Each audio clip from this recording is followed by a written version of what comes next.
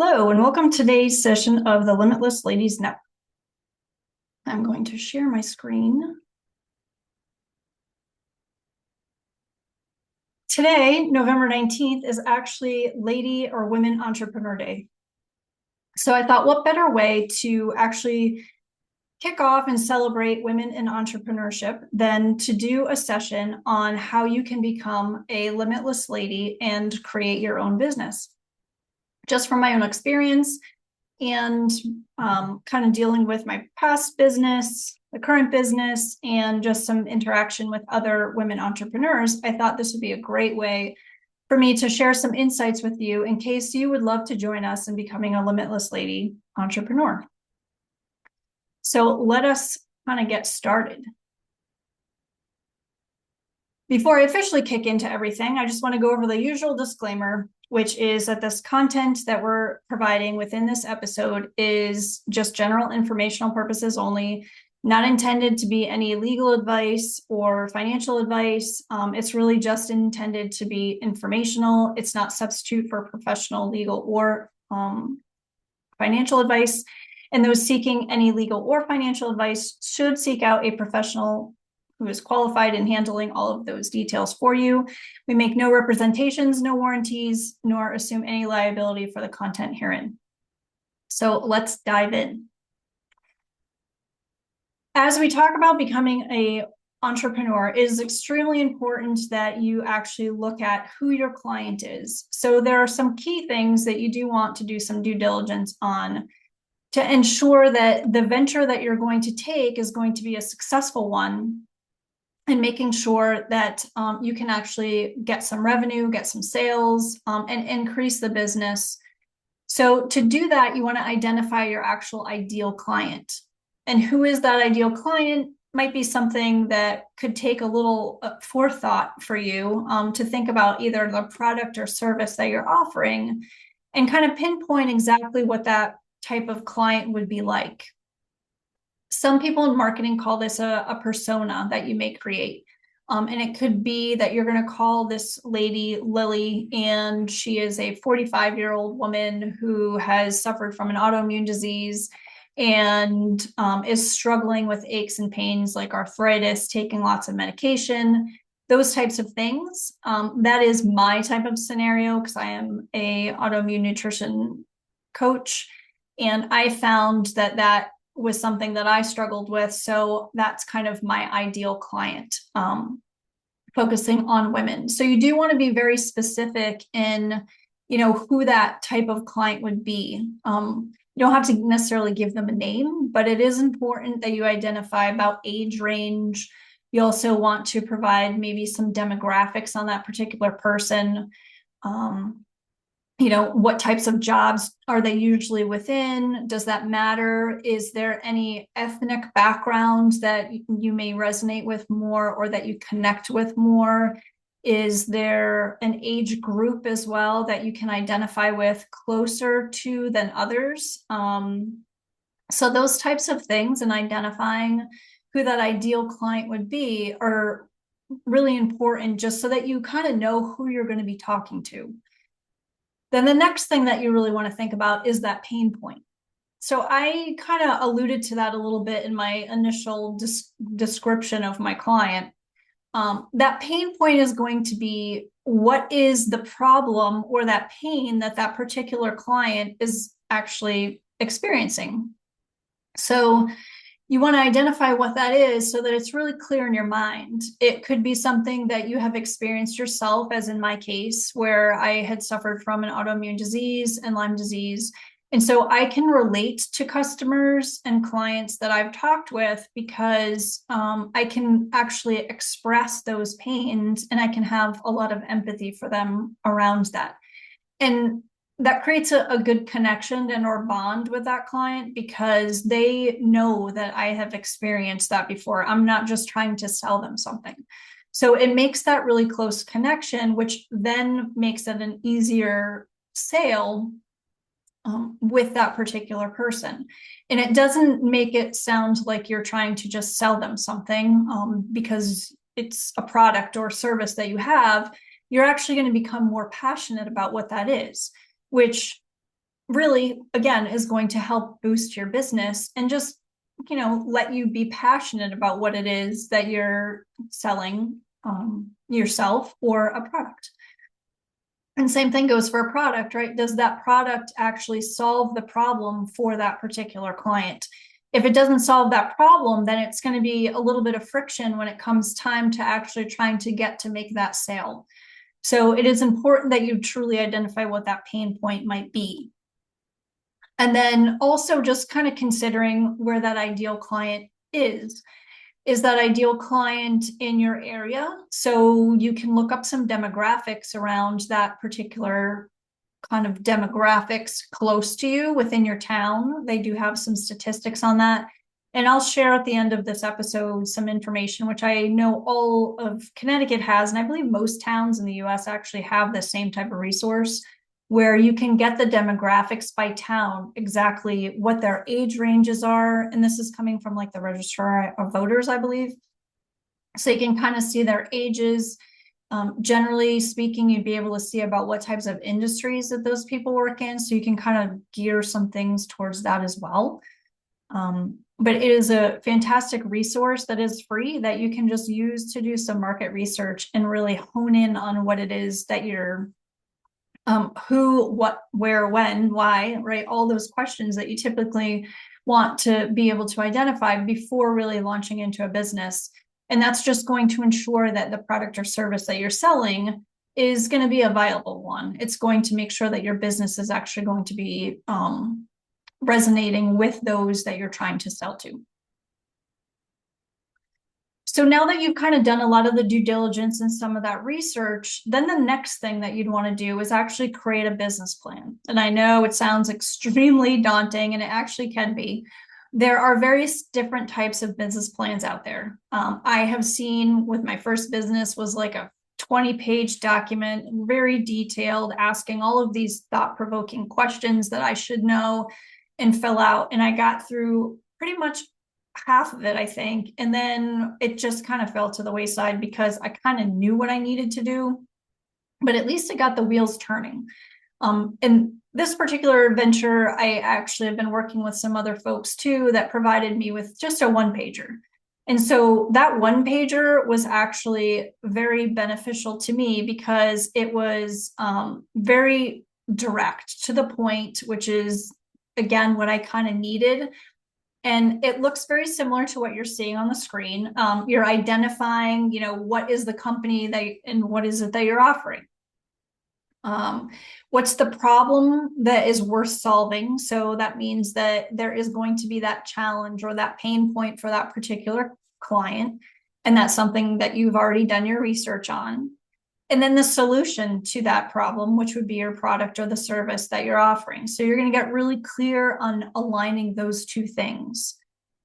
And then with that other research that we were talking about, you've also got your target market. So that still falls in line with what your client looks like or where they live, the type of job that they hold, how old they are, things like that. And then also you can do a little bit of research on your competition. So I'm sure as you're developing this business, you may have come across, or maybe not, something that is very similar to what it is that you're looking to pitch or the service that you're offering. And it's okay if there are others that are doing the same thing. You can kind of just gather who's your competitors, what are they doing, and use that to your advantage to maybe tailor that so that it actually more resonates with the clients that you're going to be working with, or adjust it slightly so that you are offering something that your competitors are not, which will give you an advantage. So it's good to do a little Google searches and find out businesses. You can also get some of that actually from the towns around you too. It will show what businesses are in there or registered there.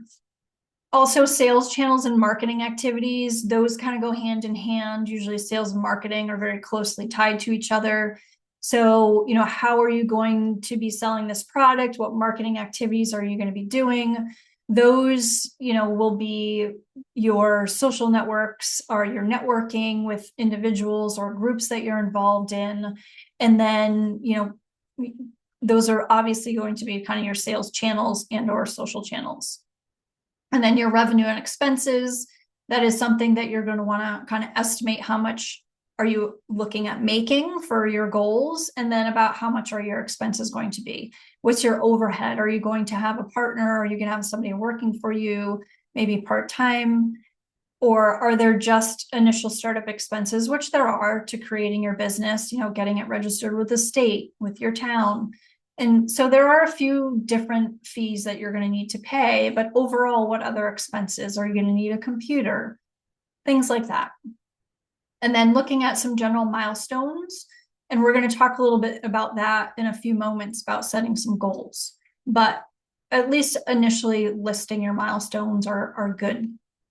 And then the teams and roles. So are you a sole entrepreneur, which is totally fine. You can just list yourself there for, acting as the accountant, or bookkeeper, the salesperson, the marketing person, and, the person who's actually on the front lines producing the product or the service and all that material. And then lastly, you'd want to look at any partners or resources and list those out. So anyone that you might be working with on this, and it can just be, your local chamber, or it can be, somebody that you decided that you're going to partner with for the business, and you would just list them there. So kind of straightforward, but formalizing that plan actually helps you to kind of get things solidified more so and be able to move forward with the next steps. So it's good to do that thought-provoking research and then setting some type of an action plan that you're looking to follow. And once you have your plan in place, then we want to talk a little bit about setting some goals. So goals are going to keep us moving forward. Those are going to be the incremental steps that over time we're going to see really add up, and we're going to have some traction. So the best way to get traction is to create what we call SMART goals. And many of you may have heard this over and over again, but it is very important that you have something that is smart, that is going on within your business, and you can make it specific, measurable, attainable, relevant, and time sensitive. So why be specific? I mean, we talked a little bit about identifying who your primary target client is, so that's important, and we're specific there. Also being, very specific on, creating some of these goals that you do have and your business plan. So being the more specific that you can be, the easier that it should be for you to be able to commit to doing those things. It gives you something to strive for, and it helps to create some focus in doing your day-to-day job. Because as we know, with all of the technology and things coming at us, sometimes it's hard for us to stay focused. And these goals, being specific, are going to help us to stay focused. So the next thing would be to have it be measurable. Measurable in some form where you can track the number of sales that you've got. So you could do that in an Excel spreadsheet or a Google Sheet. You can also use some technology. There's plenty of resources out there that you can use to track some of those things. HubSpot is one. I use that one, and they have a free version that you can upload your client information and be able to kind of measure some things. I also use a spreadsheet for my expenses. So lots of options, and you don't need to go crazy on this. As I mentioned, there's a lot of free things, but you want to be able to measure it in some way, whether that's the number of sales, the number of email subscriptions or members to your website, or YouTube visits, things like that, that you want to set numbers to. So a way to track it, and again, specific with numbers.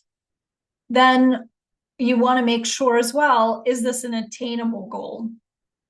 So it's great to have some goals, but we do want to make sure that it is within our reach. Maybe just a little outside of reach is not so bad. But if it's at least something that we feel that we can successfully attain, then we're going to be more motivated to do it. It's going to kind of get us all jazzed up to be able to actually make sure that we hit that goal. And when we do, it's going to continue to motivate us because we've made a lot of traction. And of course, it releases endorphins, and you feel great because you've achieved your goal. So you definitely want to make sure that it is attainable. And if you're uncertain at first, then it's okay to set an attainable goal that you definitely know you can hit, right? You can kind of lower the bar just a little bit to start out. And when you hit it, you'll get some endorphins, and then just challenge yourself after that to make sure that you can achieve that goal the next time. Then you also want to make sure it's relevant. So your business is going to be, again, very specific. You've identified your solution to the problem, but you also want to make sure that it aligns with your values. So if you've created a product and it is a organic beauty product that is used in a sustainable way, and you've gone out to Amazon and they're using plastic packaging and all of these things, that doesn't really align in with your values. So you do want to make sure that what you're doing and who you're partnering with and anyone else that you're interacting and how you're communicating, you're always going to be relevant to your core value or your mission that you're doing. Because that will keep you, again, positively motivated, and that's the key.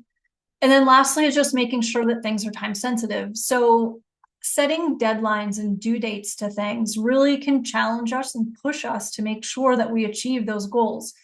So if we say that something is, due next week and then we fall short, then we're just going to feel bad that we didn't achieve it. Sometimes it's okay that we miss out on our goals and our deadlines, but we don't want to make it a habit. So if we set those deadlines, it kind of gives us that target that we should be shooting for by that specific date. So specific, measurable, making sure it's attainable, it's relevant to our mission and or our values, and we definitely make sure that it is time sensitive. It's very important, and keep them smart. So as we have all of these SMART goals, it's great to kind of segregate those things in different buckets to make it a little bit easier. So we've got our grandiose business plan, right? And that kind of gives us our high level overview of what our business is and who we're going to be working with and what our product is and our sales. So that's kind of our big rock that we're going towards as our main mission. It's our business plan in general. And how we're going to make money, how we're going to evolve our business and grow. But then beneath that, there's going to take lots of steps for us to get to that actual big rock and have this business completely flourishing and doing great. So we have to then break that down into other kind of subsections or subcategories in order to make sure that we can actually hit that high level goal. So then you may want to have some medium rocks, which could be a quarterly review of your business plan. Definitely a quarterly review of what you're getting for income and revenue to make sure, are you actually making money? And if not, then what do we need to do possibly to pivot this? Or do I need to kick things up a notch with my sales to make sure that I'm hitting my revenue goals? So you can break that down from your annual. You could do it in your annual section, and maybe your big rocks is really huge over a 10-year time span, and then your medium rock is actually your annual. And then smaller rocks could be quarterly reviews or monthly reviews, depending on how you're looking at your big rocks and how often it is that you're going to be reassessing this, which you definitely should reassess things quite often. So your small rocks might be on a monthly basis where you're, again, going to take a look at your revenue, see where things are. Do you need to make any adjustments? Do you need to pivot at all? And adjusting from there. If there's something that you might be able to see trends in with your marketing or your sales, then you should definitely look at trying to put those in place now so that you can then reach your quarterly goal. Because if you can also look back to your previous quarter and see that, hey, you know what, I didn't reach those 10 clients that I wanted to get. So now I need to kick it up for the next 2 months and try to maybe make up for that over the next quarter. Or see if there was a trend of something where maybe one product that you had was actually outselling that you didn't think you were going to sell at all. And you just want to push that a little bit more so that you can meet your revenue goals. So it's good to do that quick assessment. And then the grains of sand. Whenever you talk about grains of sand, to me, it's kind of filling in that sands of time, right? Time is a commodity, which is why you always have so much time in the day. No one gets more, no one gets less. It's all the same, unless you travel different time zones. Then you can gain some and lose some. But in general, we all have the same. So if you can focus on your goals still on a daily basis by looking at your calendar and setting up just a couple of things, either for the week or by the day, daily is preferred, then you're actually hitting those individual little grains of sand. And by the end of the week, by the end of the quarter, by the end of the year, you've actually filled up quite a bit of sand within your jar after some of your other rocks were thrown in there, kind of filling in the gaps, and maybe you've made some great strides. So to me, grains of sand on a daily basis for me are what I call my 3 MITs, my 3 most important things. So I focus on those 3 things. I'll write them down in my daily kind of journal or book that I have, and I will number them 1 through 3. I may have a lot more than that I've just jotted all those things down for my tasks. And with those tasks, then I'll just go back and kind of identify, okay, well, what's my number 1 priority, number 2, and number 3? And then if I hit others throughout the day, that's great. But then the next day, again, the 3 most important things that I need to work on. And sometimes those are the same 3 things. Maybe it's just that I always need to promote something on social media, or I need to make a phone call to a sponsor. So I need to figure out what those things are each day at the end of the night to prep for the next day, or it could very well be the exact same thing each day. So as we go through all of these, grains of sand, and you put in the big rocks first, and then you put in your medium rocks, and you put in your small rocks, there's still extra space, which is where the grains of sand come into place. And it actually can fill up your jar before you know it, you've actually attained your goal. So incremental steps moving forward will make great progress. So the other thing that we want to think about is building a team. So our team is going to be not necessarily, if you're a single entrepreneur, are you thinking that you need to build a whole branded team with sales and marketing and an accountant and all these things, or a bookkeeper. You don't need all of those things, but you do need a bail team. That couple trusted people that are actually going to give you that get out of jail free card just in case you need it. And that's going to be your banker. So your banker is the one who's going to give you some insights. Whenever you start up a business, you do need to have a bank account. Is that going to be a banking, checking, and savings, maybe a money market account, because those have better rates for your business?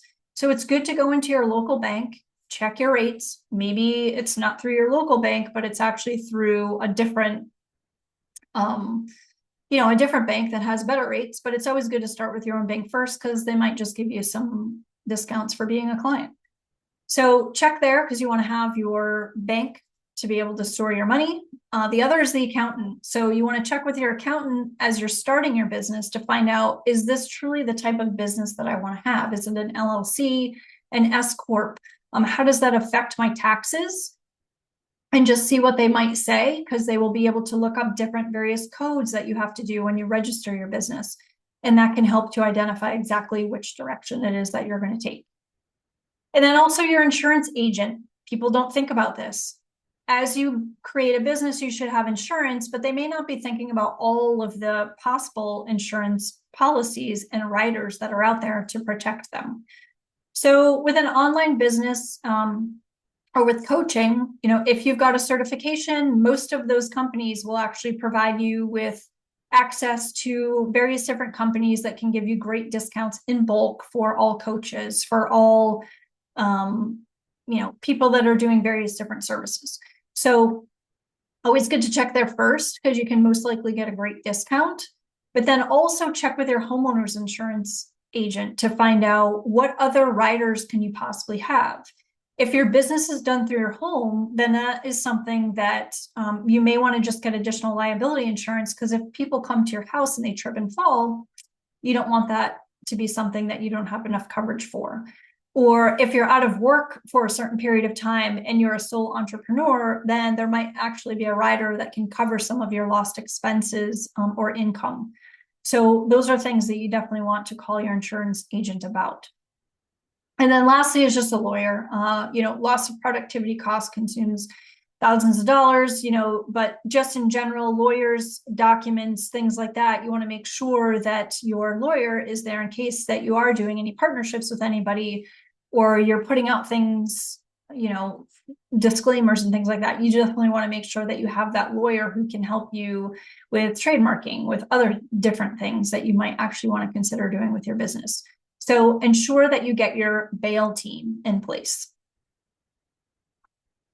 And then we're going to talk a little bit about mentorship. So I find that that's super important to have an accountability partner. I actually recently listened to a few podcasts and they suggested having like up to 6 mentors, which I thought was a little crazy. But I mean, I probably have about maybe 3 or 4 that I refer to, some people that have had their own businesses that are great references. I've been working with a couple of different people and groups. Actually, the Women's Business Development Group is one that has been great. And, but it is good to have those to get different perspectives. And one thing that they did say, a couple of them actually had mentioned, was to make sure that you have a varying group of mentors, meaning, I'm a woman-owned business, so I was totally reaching out to just women entrepreneurs, trying to get their feedback and their input on things. And they've been super supportive. But additionally, having a man as a mentor is actually helpful because you get a little bit of different perspective in terms of running the business, their thought process in different things. So it's nice to have that alternate perspective on things, which can be very much appreciated. And then also, men just travel in different circles. They have exposure to various different people that they're working with within their own industry and just people that they may know. So it's good to have that connection with some men in your life that might be able to kind of say, hey, I know somebody that might be able to help you with this, or you should check out, what this particular person is doing. So they run in different circles, and it's good to keep that as different perspectives to have as well.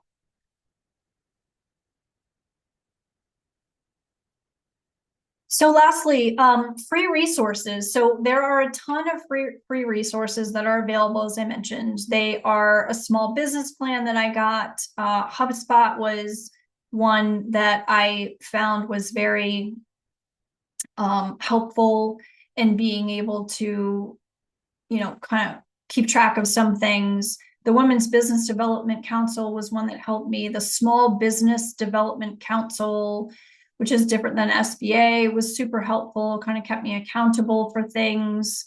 And it was just very, very supportive in helping through each stage of building out the business and registering my business, talking about different things, providing me with additional resources. So definitely I recommend being able to, utilize them for that aspect of things. And then of course that free business plan. So I will actually wanted to thank you as well for joining me in today's session. And please register for any other future Limitless Ladies Network events that we have coming up. And if you should want to, join and be a sponsor of any of our webinars, I would greatly appreciate that, as, there are lots of activities and things going around. I just want to be able to copy this, paste some of this stuff in here for you with the resources before you leave, and also sign up to get access to, any future webinars that we do have coming up.